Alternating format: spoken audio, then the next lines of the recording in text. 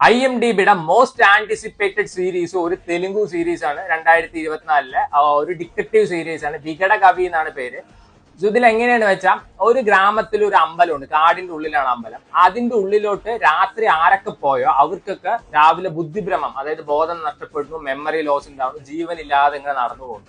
അങ്ങനെയായി മാറുകയാണ്. അപ്പൊ ഒരു ഗ്രാമത്തിൽ 10-50 പേരൊക്കെ അങ്ങനെ ആയപ്പോ ഒരു ഡിറ്റക്റ്റീവ് വരികയാണ് ഇത് അന്വേഷിക്കാൻ വേണ്ടിയിട്ട്. പിന്നെ ഇത് അന്വേഷിച്ച കാര്യങ്ങളൊക്കെ കണ്ടെത്തുന്ന ഒരു 6 എപ്പിസോഡിന്റെ സീരീസ് ആണ്.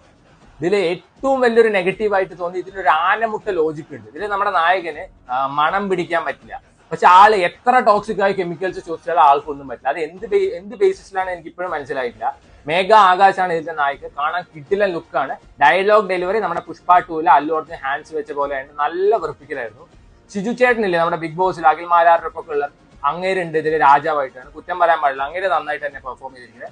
ഇതിൽ നായകനും നല്ലതായിട്ട് തന്നെ പെർഫോം ചെയ്തിട്ടുണ്ട്. പക്ഷേ സീരീസിന് ഒരു വൗ ഫാക്ടർ ജനറേറ്റ് ചെയ്യാൻ പറ്റിയില്ല എന്ന് പറയുന്നത്. ഒരു ഫസ്റ്റ് ഫ്യൂ എപ്പിസോഡ്സ് തന്നെ കാണുമ്പോൾ ഇതിലത്തെ വില്ലൻ ഇതായിരിക്കും നമുക്ക് മനസ്സിലാവും. Try it out if you have time. C5 available ആണ്. ഈ മംഗൾവാരം, അഖണ്ഡ, അതേപോലെ തന്നെ 5-ാം വേദം പോലെ ഫാന്റസി എലമെന്റ്സും മിത്തോളജിക്കൽ എലമെന്റ്സ് ഒക്കെ ഉള്ള സീരീസും സിനിമകളും ഇഷ്ടമാണെന്ന് വെച്ചാൽ യു ക്യാൻ